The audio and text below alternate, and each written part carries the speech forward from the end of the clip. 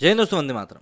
अफगानिस्तान में 15 अगस्त 2021 को जब तालिबान की सरकार बनी थी, तब भारत के कई सारे बुद्धिजीवियों का कहना था कि भाई ये तो एक आज़ादी की जंग थी जिसमें कि तालिबान ही जीत गए हैं। मतलब ये जो भी कुछ अफगानिस्तान के साथ हुआ है, ये उसके साथ बिल्कुल ठीक हुआ है और ऐसा ही उसके साथ होना चाहिए था, क्योंकि ये वहाँ के अपने लोगों की जंग है। लेकिन उसके बाद अफगानिस्तान में जो कुछ भी चल रहा है, उसकी तस्वीरें लगातार सामने आती रहती हैं और उन तस्वीरों के ऊपर सवाल उठाने के लिए कोई भी लिबरल या बुद्धिजीवी मौजूद नहीं होता है, जो कि तालिबान की सरकार आने के समय पर काफ़ी सारे तारीफों के पुल बांध रहे थे और अमेरिका की गिग्गी बना रहे थे। हालांकि अब ये सब चीज़ें एक नए तरीके से निकलकर सामने आ रही हैं। महिलाओं का, बच्चियों का वहाँ पर जो शोषण हो रहा है वो तो अपनी जगह पर है ही, लेकिन कई सारे पुरुषों को भी अपनी बनी बनाई ज़िंदगी से हाथ धोना पड़ा है। जी हाँ, ज़िंदगी की बात इसलिए कर रहा हूँ क्योंकि आप किसी भी प्रोफेशन में जब कई साल दे देते हैं तो कहीं ना कहीं आप उस प्रोफेशन में आगे बढ़ने के लिए तैयार रहते हैं। लेकिन जब आपसे वही प्रोफेशन छीन लिया जाए और आपको सड़कों पर बैठकर सामान बेचने के लिए मजबूर कर दिया जाए, तब आखिर आप क्या करेंगे? ऐसा ही कुछ हश्र हुआ है अफगानिस्तान के वरिष्ठ पत्रकार के साथ, और क्यों वो इस गर्त में पहुंच गया उसी बारे में हम लोग बात करने वाले हैं इस वीडियो में। अफगानिस्तान में तालिबानी शासन आने के बाद से वहाँ के हालात पूरी तरह से बदल गए हैं। 10 महीने बाद भी वहाँ लोगों को गरीबी, बेरोजगारी और भुखमरी जैसी कंडीशंस का सामना करना पड़ रहा है। लाखों अफगानियों के सामने 2 वक्त की रोटी सबसे बड़ी चुनौती बन गई है। लोग डर के साए में जीने को मजबूर हैं। सोशल मीडिया पर वायरल हो रही कुछ तस्वीरें इसका ताज़ा उदाहरण है, और यही तस्वीरें अफगानिस्तान के एक पत्रकार की हैं, जो तालिबान शासन में अपना और अपने परिवार का पेट भरने के लिए सड़कों पर खाना बेच रहा है।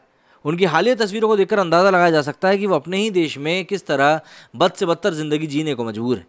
जानकारी के मुताबिक इस पत्रकार का नाम मूसा मोहम्मदी है।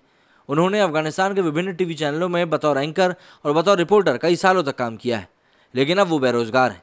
उनके पास अपने परिवार को 2 वक्त की रोटी खिलाने के लिए कोई भी आय का साधन नहीं, इसलिए वो अपना और अपने परिवार का पेट पालने के लिए स्ट्रीट फूड बेच रहे हैं।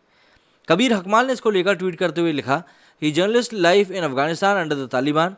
Musa Mohammed worked for years as anchor and reporter in different TV channels, now has no income to feed his family and sells street food to earn some money.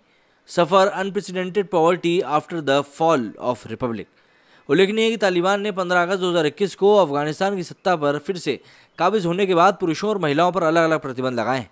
महिलाओं को शिक्षा से वंचित करने के बाद तालिबान ने इस साल मार्च में अफगानिस्तान के पुरुषों के लिए नया फरमान जारी किया था, जिसमें कहा गया था कि जो भी सरकारी कर्मचारी दाढ़ी नहीं रखेंगे उन्हें नौकरी से निकाल दिया जाएगा। यही नहीं, तालिबान ने लड़कियों को स्कूल जाने पर भी प्रतिबंध लगा दिया है।